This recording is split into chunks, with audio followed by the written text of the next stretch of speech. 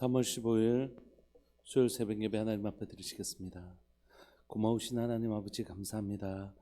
오늘 이 하루를 우리에게 허락하여 주시고 하루를 살아갈 힘과 은혜를 공급하시니 감사합니다. 매일을 걸어가는 이스라엘 백성들에게 만나를 또 메추라기를 공급하셨던 것처럼 오늘을 살아갈 우리에게도 오늘을 살아갈 힘과 은혜를 공급하시는 분이신 줄 믿고 고백합니다.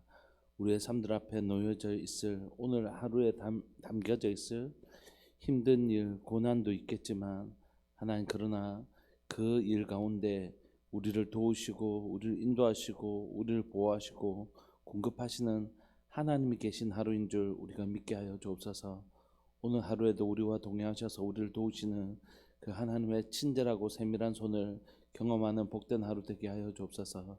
다윗이 사울에게 쫓겨가는 모든 시간들이 힘들고 고달픈 시간만이 아니라 그를 하나님의 사람으로 만들어 주었던 것처럼 우리의 오늘 하루가 절대 의미 없는 하루가 아니라 하나님 앞에 하나님이 계획하시고 하나님이 우리를 위하여 연단하시는 하나님의 사람으로 만들어 가시는 복된 하루가 되는 줄 믿습니다. 주님, 오늘 통하여 우리가 더 신실한 하나님의 백성이 되게 하여 주옵소서. 사랑하는 예수님의 이름으로 감사하며 기도합니다. 아멘. 우리 찬송가 214장 함께 찬양 들으시겠습니다. 찬송가 214장입니다.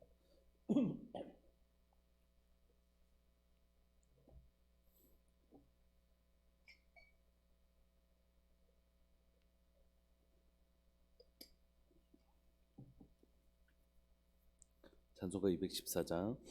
나 주의 도움 받고자 주 예수님께 빕니다. 그 구원 허락하시사 날 받아주소서.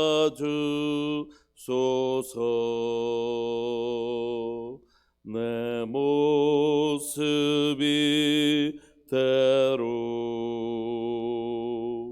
주 받아주소서.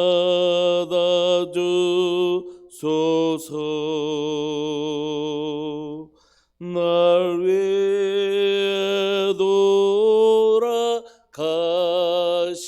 주 날 받아주소서.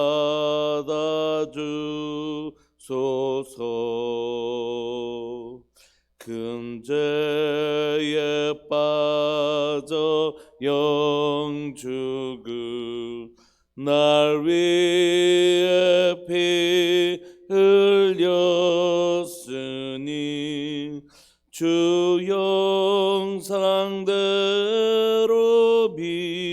비추사 날 받아주소서.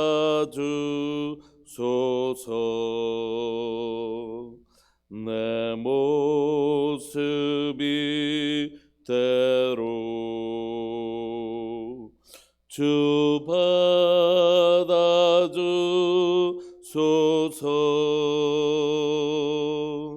날 위해 돌아가신 주 날 받아주소서.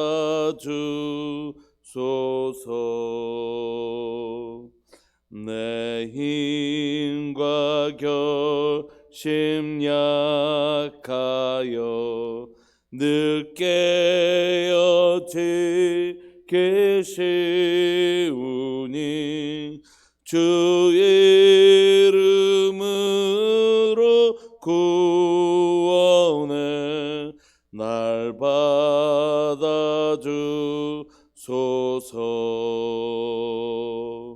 내 모습이 대로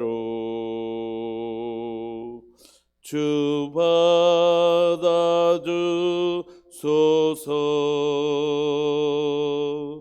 날 위해 돌아가신 주 날 받아주소서.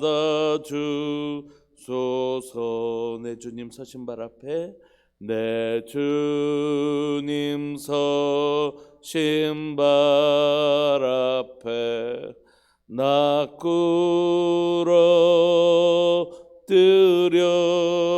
꿇어뜨렸으니 그 크신 역사 이루게 날 받아주소서.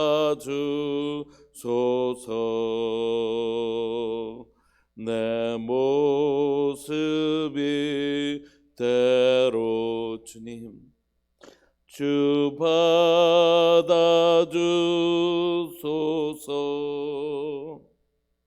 날 위해 돌아가신 주 날 받아주소서.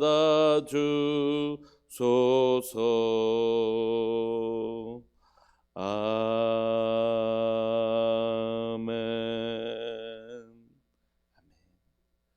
하나님 말씀 사무엘상 23장 1절부터 14절까지 함께 보시겠습니다.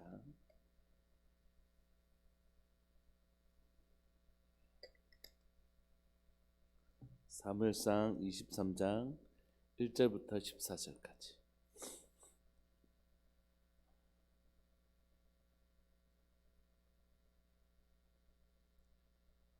함께 한 목소리로 합독하실까요? 1절부터 시작. 사람들이 다윗에게 전하여 이르되 보소서 블레셋 사람이 그 일날을 쳐서 그 타작마당을 탈취하리이다 하니 이에 다윗이 여호와께 묻자와 이르되 내가 가서 이 블레셋 사람들을 치리이까? 여호와께서 다윗에게 이르시되 가서 블레셋 사람들을 치고 그 일날을 구원하라 하시니 다윗의 사람들이 그에게 이르되 보소서 우리가 유다에 있기도 두렵거든 하물며 그 일날에 가서 블레셋 사람들의 군대를 치는 일이리까 한지라. 다윗이 여호와께 다시 묻자온데 여호와께서 대답하여 이르시되 일어나 그 일라로 내려가라. 내가 블레셋 사람들을 내 손에 넘기리라 하신지라. 다윗과 그의 사람들이 그 일라로 가서 블레셋 사람들과 싸워 그들을 크게 쳐서 죽이고 그들의 가축을 끌어오니라. 다윗이 이와 같이 그 일라 주민을 구원하니라. 아히멜렉의 아들 아비아달이 그 일라 다윗에게로 도망할 때에 손에 에봇을 가지고 내려왔더라. 다윗이 그 일라에 온 것을 어떤 사람이 사울에게 알림해 사울이 이르되 하나님이 그를 내 손에 넘기셨도다. 그가 문과 문빗장에 있는 성읍에 들어갔으니 갇혔도다. 사울이 모든 백성을 군사로 불러 모으고 그 일라로 내려가서 다윗과 그의 사람들을 애워싸려 하더니 다윗은 사울이 자기를 해하려 하는 음모를 알고 제사장 아비아달에게 이르되 에봇을 이리로 가져오라 하고 다윗이 이르되 이스라엘 하나님 여호와여 사울이 나 때문에 이 성읍을 멸하려고 그 일라로 내려오기를 꾀한다 함을 주의 종이 분명히 들었나이다. 그 일라 사람들이 나를 그의 손에 넘기겠나이까? 주의 종이 들은 대로 사울이 내려오겠나이까? 이스라엘의 하나님 여호와여 원하건대 주의 종에게 일러 주옵소서 하니 여호와께서 이르시되 그가 내려오리라 하신지라. 다윗이 이르되 그 일라 사람들이 나와 내 사람들을 사울의 손에 넘기겠나이까 하니 여호와께서 이르시되 그들이 너를 넘기리라 하신지라. 다윗과 그의 사람 600명 가량이 일어나 그 일라를 떠나서 갈 수 있는 곳으로 갔더니 다윗이 그 일라에서 피한 것을 어떤 사람이 사울에게 말하매 사울이 가기를 그치니라. 다윗이 광야의 요새에도 있었고 또 십광야 산골에도 머물렀으므로 사울이 매일 찾되 하나님이 그를 그의 손에 넘기지 아니하시니라. 아멘.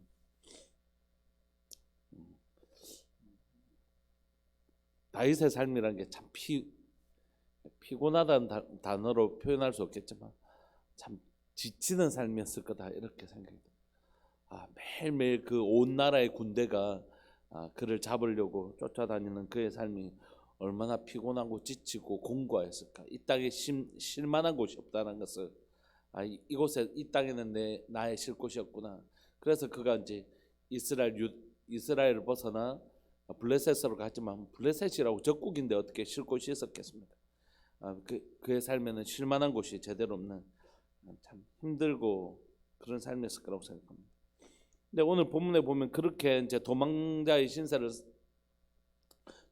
삶을 살고 있었던 다윗에게 좀 뜻밖의 일이 생기기 시작합니다. 그게 뭐냐면 1절에 보시면 사람들이 다윗에게 전언을 하는데 그게 뭐냐면 블레셋 사람이 그 일날 쳐서 그 타작마당을 탈취하고 있다라는 소식입니다.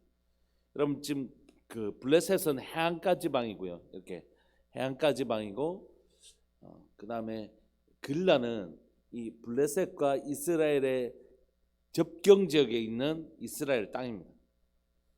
근데 이제 이 블레셋 사람들이 평소 때는 있다가 이제 추수할 때가 되면 올라갑니다.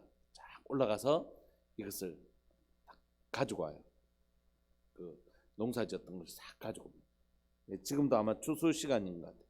그래서 블레셋 사람들이 그날 쳐서 그 타작마당을 탈취하고 있다는 얘기를 듣게 됩니다.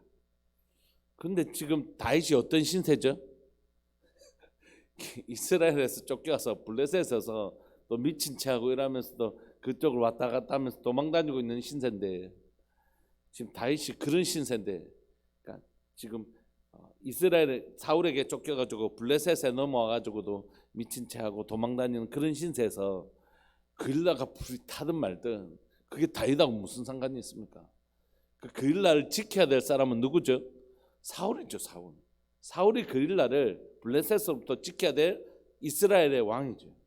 지금 도망자 신세인 다윗이 오지랖 넓게 지금 뭐 여기까지 자기가 신경을 써야 될 건 아니잖아요. 그일라가 불을 타든 자기가 왕도 아니고 지금 도망자 신세인데 어디에다가 오지랖을 펴는 것입니까? 그런데 이 얘기를 듣고 다윗이 말도 안 얘기잖아요. 지금 만약에 여기서 자기가 블레셋을 치면 어떻게 되겠습니까?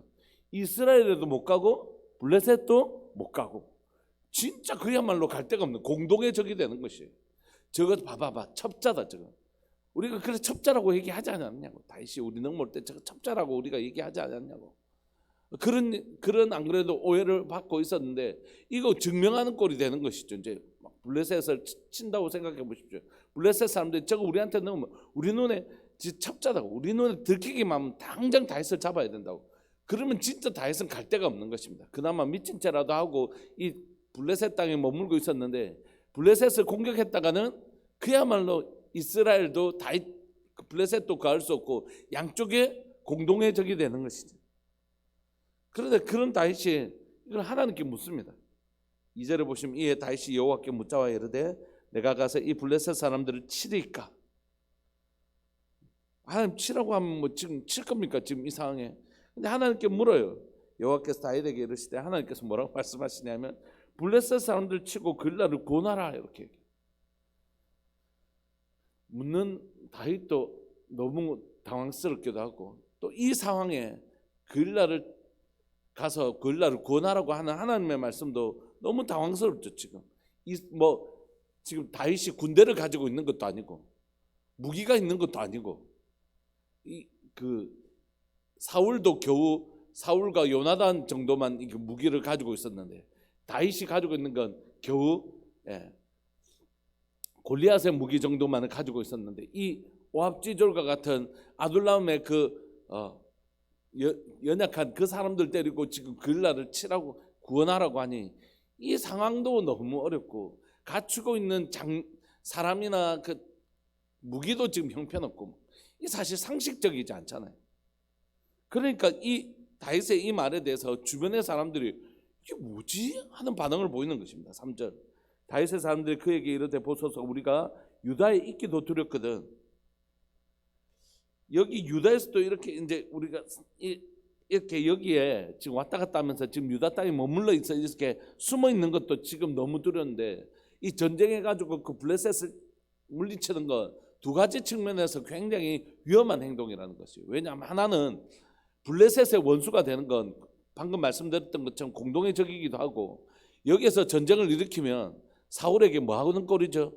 다윗 나 여기 있습니다 이렇게 알리는 꼴이잖아요. 그러니까 이건 너무 아무리 생각해봐도 이 바보 같은 행동인 거예요. 사울에게 완전히 자기의 위치를 정확하게 노출시키는 그런 행동이란 말이죠. 그러니까 유다에 있는 것만으로도 너무 두렵는데 하물며 그일라에 가서 블레셋 사람들 군대를 치는 일이니까 이건 진짜 말도 안 됩니다. 다윗 이게 진짜 너무 상식적으로 말이 안 되는 거예요. 이렇게 얘기하니까 다윗이 좀 그렇잖아요. 정말 이건 진짜 어렵잖아요. 그러니까 다시 한 번 더 하나님께 묻는 것이 4절 다윗이 여호와께 다시 묻자온데 여호와께서 대답하여 이르시되 일어나 그일라로 내려가라 내가 블레셋 사람들을 내 손에 넘기리라 하시니라. 여러분, 우리는 수많은 선택적 상황에 직면하게 됩니다. 우리는 정말 수많은 선택적 상황에 직면하게 되죠. 그래서 우리는 기본적으로 합리적 사고라는 것들을 하게 됩니다. 어떤 게 생각해 보니까 이게 좀 더 낫네, 이런 합리적인 사고. 그런데 합리적인 사고를 하는 게 우리의 일반적인 습성입니다. 생각해 보면 이게 더 나은데. 그런데 다윗은 이 합리적인 사고 대신에 뭘 선택했냐면 하나님의 뜻을 선택하기로 결정한 거죠. 내 소견에 옳은 대로 내가 생각해 보니 이게 더 좋은 방법인데 라는 방법보다 기도하기로 결정한 것이죠. 이게 기도할 내용입니까? 그냥 이건 전쟁 안 해야 될 이야기지. 그런데 그렇게 살지 않았어요. 그게 다윗이 다른 점. 다윗이 합리적인 사고 대신에 하나님의 뜻대로 살기로 결정한 사람, 이 사람이 바로 다윗입니다. 이 다윗이 다른 점. 그래서 그는 합리적인 사고를 내려놓고 생각하고 보니까 이게 옳은데 그거 말고 그 관심 없는 것이에요. 그 하나님 나라와 상관없는 것입니다. 내 생각에 가장 좋은 생각을 선택하는 건 하나님의 나라하고 상관없습니다. 그걸 해서 잘 되든지 말 되든지 상관없이 그것으로 인해서 설사 그 일이 잘 됐다 하더라도 그건 하나님과는 상관없는 일이에요. 그러니까 자신이 똑똑한 거죠. 뭐 네 생각이 옳았네, 네 생각 잘했네. 그건 하나님과 상관없는 것입니다. 다윗은 무엇을 선택했냐면 자신의 생각에 합리적인 사고 대신 하나님의 뜻은 무엇입니까? 하나님 두 번이나 가라. 블레셋 사람들 네 손에 붙였다. 다윗과 5절에 보시면 다윗과 그의 사람들이 하나님 두 번 말씀하실 때 순종하며 나아갑니다. 여러분, 이게 성경이 그냥 묻고 순종 이렇게 단순히 얘기했지만 여러분들 잘 아시잖아요. 이게 말이나 되나 이런 상황에 하나님께서 요구하실 때 이게 순종하는 것이 이게 이렇게 단순하지 않다는 거예요. 근데요, 이렇게 단순한 삶에 위대함이 있는 것이. 여러분, 어디에 생각 없는 사람이 누가 있습니까? 여러분, 다 우리 나름대로 다 생각이 있어요. 우리 인격적 존재이기 때문에 우리의 나름대로 생각도 있고 나름대로 감정도 있고 나름대로 나도 아는 게 있단 말이에요. 그런데 이것을 여러분 내려놓고 하나님 말씀에 전적으로 순종한다는 건 얼마나 깊은 하나님과의 인격적 관계가 전제되어 있는지 모릅니다. 여러분, 이렇게 시킨 대로 해 이러면 얼마나 기분 나빠요. 여러분들 무슨 얘기할 때 뭐 누군가가 막 집사님 막 아무 말 하지 말고 시킨 대로 하세요 이러면 얼마나 기분 나빠요. 여러분, 인격적인 존재는 그렇게 나의 생각도 있고 나의 감정도 있고 나의 지식도 있는데 그거 다 무시당하고 나 시킨 대로 해 이러면 굉장히 인격적인 모욕을 느끼는 것이. 여러분, 하나님 우리를 인격적으로 만드셨을 때 하나님 우리 너 시킨 대로 해 이렇게 하지 않으신다고요. 어떻게 하시는 분이시죠? 내가 문 밖에 서서 두드리노니 누구든지 내 음성을 듣고 문을 열면 내가 그때 그에게로 들어가 먹고 마시겠다. 그러니까 주님이 우리에게 인격을 주시고 자유의지를 주셔서 우리가 선택할 수 있는 자유의지를 주셨단 말이에요. 우리에게만 유일하게 인격적 존재로 만드셨어요. 그런 우리에게 하나님 뭐라고 말씀하시냐면 하나님 말씀하신다고요. 그러니까 우리에게 뭐가 있을까요? 순종할 수 있는 권리도 있고 불순종할 수도 있다는 거죠. 그런데 내 생각과 다르단 말이에요. 하나님 내 생각 틀린데요. 내 생각에는 그냥 안 가는 게 맞을 것 같은데요. 그럴 수 있죠. 자기 생각이 있을 수 있죠. 그런데 이때 그는 뭘 선택했다고요? 자기 생각이 아니라 하나님을 선택한 것이에요. 여러분, 나도 내 생각이 있단 말이에요. 나도 내가 판단할 정도 된단 말이에요. 그런데 그가 내 생각을 내려놓고 하나님의 생각을 선택했다는 건 그가 자신을 신뢰하지 않고 누구를 신뢰하고 있다는 증거이죠. 하나님을 신뢰하고 있다는 거죠. 하나님은 절대 우리에게 너 시킨 대로 해 이런 분이 아니라고요. 뭐 오해하지 마십시오. 순종은 그런 게 아닙니다. 시킨 대로 해 이런 게 순종이 아닙니다. 여러분, 굴종이죠. 하나님 우리에게 우리의 생각이 있다는 걸 인정하십니다. 우리의 판단이 나름대로 판단과 지식이 있다는 걸 인정하세요. 그래서 내 생각이 있는데 이런 사람들은 아직 하나님을 깊이 경험하지 못한 사람입니다. 하나님을 아주 깊이 경험해보고 하나님과 아주 오랫동안 친밀한 교제를 누려본 사람은 내가 내 스스로를 결정할 권한이 있지만 내 스스로를 결정할 수 있는 자유의지가 있지만 이걸 하나님 앞에 복종시킬 만큼 주님 내 생각이 아닌 것 같지만 하나님 그렇게 말씀하시면 나 하나님 맞는지 내가 믿습니다. 내가 믿어서 결정한 것이라고. 하라면 해 이런 게 아니라고. 내가 정말 하나님을 신뢰하기 때문에 이런 행동을 할 수 있어요. 여러분, 이건 굴종이 아니라 빈격적인 행동이 아니라 가장 인격적인 행동이죠. 내가 의지가 자유의지가 있음에도 불구하고 그분을 정말 신뢰하기 때문에 저는 믿습니다. 목회를 하면서 이게 제가 어려운 점 한 가지가 뭐냐면 제가 낀 세대예요. 한 50대 이제 50이 되었지만 낀 세대 같은 측면이 있습니다. 저보다 연세가 많은 분들은 약간 시키면 순종하는 데 익숙하신 분들이에요. 우리 어른들은. 저보다 나이가 좀 많으신 분들은 말씀하시면 예 목사님 그렇게 하겠습니다 이런 데 굉장히 익숙하신 분들이에요. 그래서 목사님 말씀하시니까 그렇게 하겠습니다 이렇게 하죠. 근데 우리 저보다 조금 어린 세대들은 그렇게 얘기하면 왜요? 이렇게 하는 세대라고요. 그러니까 이해를 시켜줘야 되는 세대거든요. 이렇게 하시면 이렇게 하는 게 좋지 않겠어요? 그렇게 하면 목사님 진짜 그렇네요. 그러면 하겠습니다. 이렇게. 그러니까 요 중간에 제가 끼어 있어요. 그래서 우리 어른들에게는 그냥 이렇게 막 설득을 하면 그냥 목사님 그냥 하라. 탁 시키 좀 내가 그냥 할 겐데 저렇게 말을 자꾸 이렇게 하면 이렇게 어떻고 그러면 이렇게 제가 믿고 맡기겠습니다. 이렇게 자꾸 하니까 힘든 거예요. 오히려 어른들이 그냥 이것 좀 옮겨주세요 하면 탁 옮겨주고 이렇게 할 텐데 그럼 집사님이나 권사님이나 이렇게 알아서 이렇게 한번 해보십시오라고 하면 내가 알아서 하는 거 말고 그냥 이렇게 탁 시켜주면 내가 탁 순종 이런 건 할 건데 알아서 해라니까 이제 그때부터는 좀 어려워하시는. 우리 젊은 세대는 오히려 이렇게 이것 좀 해주세요 이렇게 반복되면 맨날 나는 이렇게 단순하게 뭔가를 시키나 이렇게 오히려 받아들여요. 젊은 친구들에게는 오히려 집사님 요렇게 우리가 앞으로 요런 것들을 좀 꿈꾸고 있는데 요거 좀 맡아서 해주시면 어떻겠어요? 그러면 되게 맡아서 오히려 잘하는 그런 세대 중에 제가 끼어 있기 때문에 처음에는 이걸 깨닫는데 시간이 좀 걸렸어요.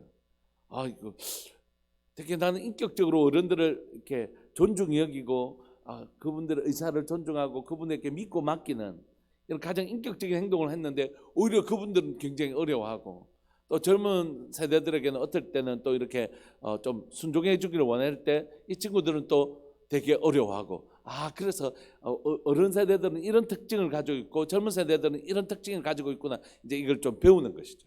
매일매일 배워야 돼. 그래서 이 인격성이라는 건 바로 내가 믿고 맡겼는 그럼에도 불구하고 내가 온전히 내가 믿고 맡긴다는 건 굉장히 인격적인 행동이거든.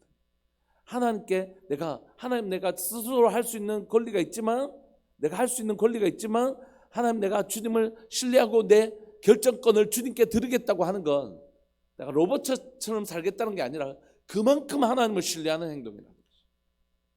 제가 누군가에게 집사님 믿고 이거 맡깁니다 할 때는 정말로 인격적인 행동이라는 거예요. 정말 믿고 맡기는 거죠. 하나님 앞에 자신의 삶을 정말 믿고 맡겨드리는 것입니다. 자신의 생각과 다르지만 하나님을 정말 신뢰하는 가장 인격적인 상태를 지금 의미하는 것이죠. 그래서 5절에 보시면 다윗과 그의 사람들이 글라로 가서 블레셋 사람들 쳐서 그들을 크게 죽이고 그들의 가축을 끌어옵니다. 다윗이 이와 같이 글라 사람들을 다 구원해냈죠.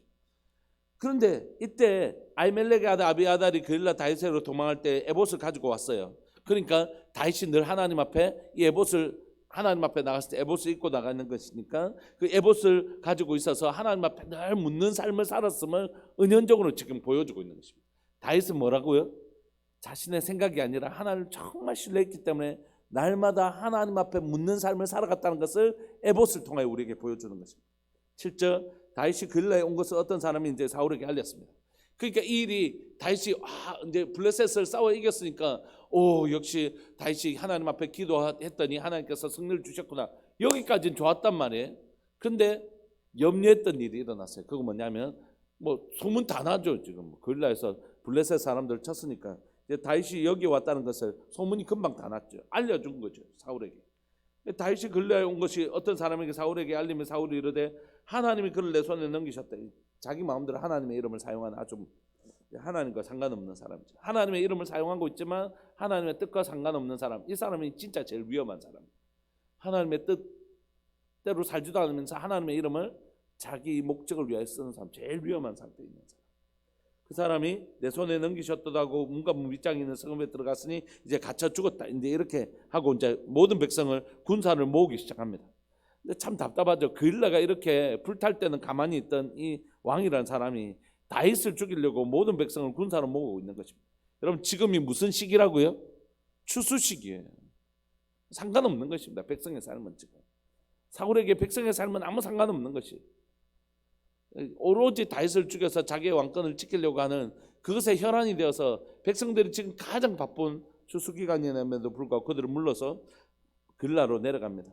다윗과 그의 사람들 에워싸려고 했는데 다윗이 사울이 자기를 헤아리는 음모를 알고 제사장 아비아달에게 이르되 에봇을 가져오라고 하고 하나님 앞에 다시 묻는 것이죠.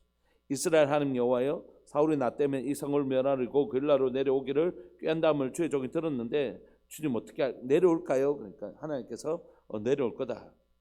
두 번째 질문은 뭡니까? 다시 12절에 글라 사람들이 나와 내 사람들을 우리가 구원해 줬는데, 우리가 저 사람들 그 블레셋 손에서 구원해 줬는데 저 사람 우리를 사울의 손에 넘기겠습니까?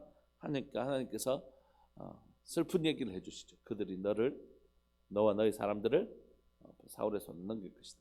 어떻게 보면 글라 사람들도 어쩔 수 없지 않았겠어요. 다윗이 도와준 건 너무 고맙긴 하지만 지금 사울에게 등을 졌다가는 어렵지 않겠습니까? 그럼에도 불구하고 자기를 구원한 사람들을 이렇게 넘겨줄 거라는 얘기를 들었을 때 다윗의 마음이 참 이렇게 좋지는 않았겠죠. 13절에 다윗이 그의 사람 600명 가량이 일어나 길라로 떠나서 갈 수 있는 곳으로 이제 간 것입니다. 다윗이 그 길라에서 피한 것을 어떤 사람이 사울에게 말하며 사울이 가기를 멈췄죠. 그 이후에 다윗의 일정은 14절에서 간단하게 얘기합니다. 다윗이 광야의 요새도 있었고 또 십광야 산골에도 머물렀으므로 사울이 매일 찾되 하나님이 그를 그의 손에 넘기지 아니하시니라. 여러분 오늘 본문을 통해서 무슨 얘기하고 싶으냐면 다윗과 사울의 삶을 1차적으로 비교하고 있죠. 백성들의 삶은 어떻게 되든지 상관없이 백성들을 이끌고 다윗을 죽이려고 하는 사울의 모습과 자신이 어려움에 처할지 뻔히 알면서도 하나님의 말씀에 순종하고 또 그 백성들을 건지려고 하는 다윗의 모습을 보면서 여러분 이름만 안 달려 있었으면 누가 왕인 줄 알겠습니까? 다윗이 왕이라고 생각하지 누가 사울이 왕이라고 생각하겠어요? 이런 사람이 왕이라는 게 얼마나 불행한 일입니까? 그 나라 민족에게. 우리가 모습 보면 이미 다윗이 왕이잖아요. 이미 다윗이 왕이죠. 이게 우리가 한 가지 지켜보고 싶은 것입니다. 누가 진정한 부모인가? 아이가 물을 엎질렀을 때 누가 진정한 부모인가? 뭐라 하고 있는? 니 저 수건 갖고 와서 이거 닦아. 이렇게 하는 사람이 부모인가? 아니 어린아이가 물 엎질렀을 때 얼른 달려가서 휴지든지 뭐든 가서 닦아서 괜찮다. 애가 놀랐을까 봐 괜찮다. 저 옆에 앉아 있어. 엄마가 닦을게. 그 사람이 부모이죠. 교회를 섬기면서 목회자의 존재 목적은 뭔가? 내가 여기 있는 존재 목적은 뭔가? 하나님 나를 왜 여기에 부르셨는가? 하나님 내 인생을 왜 목회자로 부르셔서 날 여기 있는가? 그건 한 가지라고 생각해. 어질러진 물을 닦으라는 거죠. 어질러진 물을 닦아. 괜찮다. 내가 닦을게. 어른이 되어져 간다는 건 이런 걸 의미하는 것 같아요. 우리 아이들이 엄마 아빠가 있으면 안정감을 느끼는 거죠. 괜찮다. 엄마 아빠 있잖아. 우리 교회에 영적 어른들이 많은 교회가 되기를 소망하고 또 우리 영혼들을 위해서 기도하시는 우리 어른들이 많이 계셔서 감사하고 어른이 된다는 건 어질른 걸 치워주는 거지. 그 영혼을 위하여 내가 존재하는 것입니다. 그게 존재 가치. 우리 어려움 있을 때 우리 권사님한테 가서 기도 부탁해야지. 그런 우리 집사님한테 기도 부탁해야지. 목사님한테 가서 기도 부탁해야지. 이런 어른이 있는 거. 우리를 도와줄 분이 있을 것이라. 내가 어려웠을 때 언제든지 와서 나를 위하여 기도해주고 도와줄 수 있는 분이다. 그게 교회 공동체라는 거죠. 어제 이제 송수진 집사님 왔다 가셨어요. 그래서 여러분들께서 주셨던 또 교회에서 주셨던 조의금을 전달하고 함께 기도하고 보냈는데 집사님이 너무 교회라는 곳에 대해서 너무 감사하고 우리 성도님들에게 제대로 알리지도 못하고 그렇게 했는데 하면서 얼마나 참 감사한지 모르겠어요. 저희도 감사하고 송수진 부장도 감사하고 교회가 이런 곳이지, 교회는 이런 곳이지. 우리가 그렇게 교회를 배워가는 것이. 두 번째, 이 다윗이 정말 다윗됨을 보여준 건 뭐냐면 그가 철저하게 어떤 사람이었다고요? 하나님의 말씀에 순종하는 사람. 그는 하나님의 사람이었고 이스라엘 백성들의 사람이었다. 이게 하나님의 사람의 특징입니다. 여러분, 하나님의 사람의 특징은 뭐라고요? 하나님을 사랑하고 이와 같이 내 이웃들을 내 몸과 같이 사랑한다. 이것이 하나님의 사람의 특징이다. 내 소견에 옳은 대로 살지 않고 철저하게 하나님을 기쁘게 하고 하나님의 말씀 온전히 신뢰해서 순종하며 살아갈 때 그가 자기 백성을 구원하는, 자기 백성을 자기 위험에도 불구하고 자기 백성을 구원하는 이 두 가지 신실한 삶을 살아내는 것입니다. 그때 하나님께서 그의 삶을 지키시고 보호하시는 은혜를 누리죠. 어떤 사람은, 그런 사람이 성경에는 안 나왔지만 어떤 사람은 이렇게 얘기하는지 모르겠습니다. 다윗 봐봐, 그러니까 생각해 보면 모르냐고. 그거 하면 결국 다윗 우리가 지금 다시 쫓겨다니는 신세가 됐지 않냐고. 그일러 구해줘봐야 사울에게 우리만 들키기만 하고 그일러 사람들은 우리 도와주지도 않고 결국 우리 쫓겨다니는 신세, 지금 요새 동굴 막 쫓겨다니는 신세 되지 않았냐고. 이렇게 얘기할지 모르지만 여러분, 그래도 이런 삶이 그리스도인의 삶입니다. 설사 하나님의 말씀을 듣고 순종한 결과가 배신당하고 쫓겨다니는 삶을 살더라도 자기 백성을 구원하고 하나님의 말씀에 순종하고 자기 백성을 구원하는 삶, 그 삶이 그리스도인의 삶이죠. 오늘 사랑하는 여러분, 여러분들 삶에 합리적인 선택 내려놓고 우리 하나님의 말씀에 순종하며 나가지 않으시겠습니까? 우리를 통하여 하나님 하실 일들이 때로는 당장에는 우리에게 손해가 되는 일이라고 할지라도 하나님 말씀에 순종하며 나가는 그 삶의 결론이 뭐냐면 하나님께서 그 사람을 통하여 하나님의 나라를 이루시는 다윗 왕으로 세우시는 과정입니다. 그 과정은 때로는 힘들지 모르지만 그 과정을 온전히 그래도 하나님 신뢰하고 걸어가는 삶, 그리고 그 백성들을 구원하는 것을 선택한 그 삶, 그 삶이 바로 하나님이 기뻐하시는 하나님의 사람들의 삶이죠. 오늘 이 시간 우리 말씀 붙드시고 이렇게 기도했으면 좋겠습니다. 하나님 신뢰합니다. 합리적인 선택 대신에 하나님 말씀에 순종하는 사람 되고 싶습니다.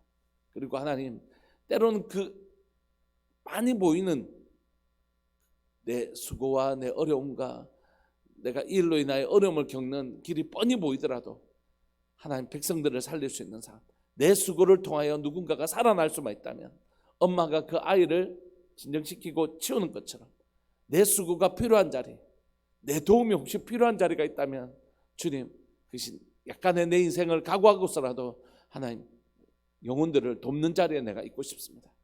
주님, 내가 하나님의 백성, 하나님 말씀에 순종하고 영혼들을 섬기는 하나님의 백성으로서의 거룩한, 하나님의 백성의 그 거룩한 특징을 가진 하나님의 삶이 되고 싶습니다. 오늘도 다윗과 같이 하나님 앞에 질문하는 인생, 그리고 하나님 말씀에 순종하는 인생, 그리고 그 백성들을 섬기기를, 설사 배신당한다 할지라도 그 백성들을 섬기기로 결정하는 인생 내가 살 수 있도록 주님 도와주십시오. 우리 시간 내가 나의 오늘 하루의 삶이 하나님을 기쁘시게 하고 또 내가 섬기는 영혼들을 기쁘게 해주는 삶, 그들을 위로해 줄 수 있는 삶 살 수 있도록 주님 도와주옵소서. 우리 시간 주님의 이름을 크게 부르시면서 우리 그렇게 기도하면서 나왔으면 좋겠습니다. 기도하시겠습니다. 주여, 살아계신 하나님 아버지, 역사하시는 하나님 감사합니다. 오늘 또 다윗의 삶을 통하여 끊임없이 하나님 앞에 질문하고 하나님 자신의 하나의 뻔히 보이는 하나님의 그런 합리적이고 하나님의 더 나은 선택이 있음에도 불구하고 그는 자신의 생각에 더 나은 선택보다는, 합리적인 선택보다는 하나님의 말씀을 듣고 순종하는 길을 선택합니다. 하나님, 그는 정말 하나님을 신뢰하는 사람이었고 하나님의 말씀에 순종하는 사람이었고 하나님의 뜻을 이루어드리는 사람이었고 하나님을 정말 사랑하는 사람이었음을 고백합니다. 살아계신 하나님 아버지, 오늘 우리의 삶이 합리적인 선택, 내 생각에 더 나은 것을 선택하는 삶이 아니라 하나님 앞에 질문하는 인생 되게 하여 주시고 하나님의 말씀에 듣고 순종하는 인생 되게 하여 주시고 하나님을 기쁘시게 하는 인생 되게 하여 주시고 하나님을 정말 사랑하는 인생 될 수 있도록 주님 도와주옵소서. 우리 주님이 이거 기뻐하신다. 우리 주님이 설사 이 일을 통하여 내가 사울에게 내 모습을 들키고 그릴라 사람들에게 하나의 배신을 당할지라도 사랑하는 우리 주님이 기뻐하시는 일이라면 주님, 내가 그 길을 걸어가겠다고 결정하는 사랑하는 주님을, 또 주님의 선택을 믿고 주님을 사랑하는 그 결정을 할 수 있는 사람 되게 하여 주옵소서. 오늘 하나님이 이 일이 내게 수고로움을 끼친다고 할지라도 하나님, 내가 기꺼이 하나님의 백성들을 섬기는 삶을 선택할 수 있도록 주님 도와주옵소서. 때로는 그 수고의 대가를 얻지 못한다 할지라도 하나님 말씀이면 순종하고 그 영혼이 나음을 받았다라면, 그 영혼이 구원을 받았다라면 그것으로 만족합니다. 설사 하나님의 그 영혼, 그 사람들에게서 합당한 하나님의 대가를, 또 그런 하나님 배신을 당한다 할지라도 그 영혼을 섬기는 것, 그것이 하나님 내 기쁨이고 하나님 우리의 하나님의 거룩한 사명인 줄 믿고 고백합니다. 살아계신 하나님 아버지, 사랑하는 교회 가운데 하나님의 말씀을 순종하고 성도들을 위로하고 그 영혼들을 하나님 그 어려움으로부터 하나님 도와줄 수 있는 자리라면 하나님 기꺼이 기쁨으로 하나님 나아갈 수 있도록 주님 도와주옵소서. 우리 안에 하나님을 사랑하고 또 이웃을 내 몸과 같이 사랑하는 하나님의 백성의 거룩함이 우리 가운데 있게 하여 주옵소서. 오늘 저희 삶을 통하여 하나님을 기쁘시게 하는 삶, 성도들을 기쁘게 해주는 삶, 성도들을 하나님의 위로해 주는 삶, 그런 삶 살고 싶습니다. 주님, 오늘 하루의 저희 삶을 그렇게 사용하여 주옵소서. 사랑하는 예수님의 이름으로 감사하며 기도합니다. 아멘. 우리 시간 한 가지 기도 제목으로 조금만 더 기도하고 싶은 건, 오늘 우리 김정인 비집사님이 입원하셔서 내일 수술을 하십니다. 그리고 며칠 있다가 퇴원하시고 또 한 2개월 정도는 몸을 좀 조심하셔야 될 것 같습니다. 그래서 오늘 우리 지체들 있으니까 오늘 입원하시고 치료하시는 그런 과정들, 내일 수술하는 모든 과정들 속에 주님 함께 해달라고 우리 이 시간 한 번만 더 기도했으면 좋겠습니다. 다 같이 우리 한 번만 더 기도합시다. 살아계신 하나님 아버지, 역사하시는 하나님 감사합니다. 사랑하는 교회 가운데 기도의 제목들이 있습니다. 우리가 기도해야 될 기도의 제목들이 많이 있습니다. 사랑하는 하나님, 이 기도 제목들을 감당할 수 있도록 이 새벽에 기도하는 분들을 주님 일으켜 주시니 감사합니다. 살아계신 하나님 아버지, 우리에게 기도할 제목들이 많이 있는데 하나님 게을리하지 않게 하시고 이 기도를 통하여 하나님의 일하심을 볼 수 있도록 은혜 내려 주옵소서. 하나님, 멈추지 않고 기도하겠습니다. 주님, 우리의 기도를 사용하여 주옵소서.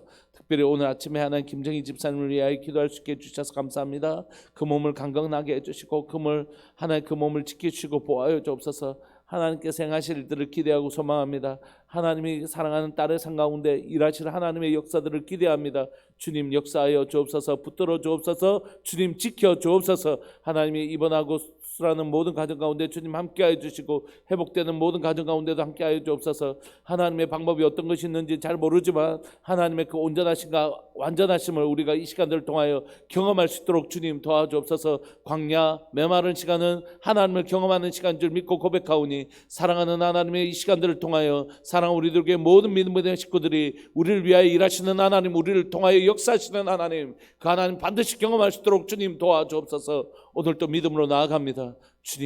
주님의 역사를 보게 하여 주옵소서. 사랑하는 예수님의 이름으로 감사하며 기도합니다. 송창년 학부원 집사님 가정 하나님 앞에 귀한 예물 드리셨습니다.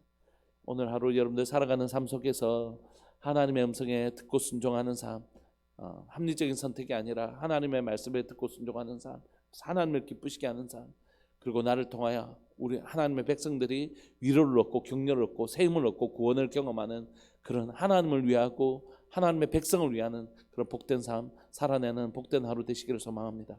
함께 계속해서 기도하시겠습니다.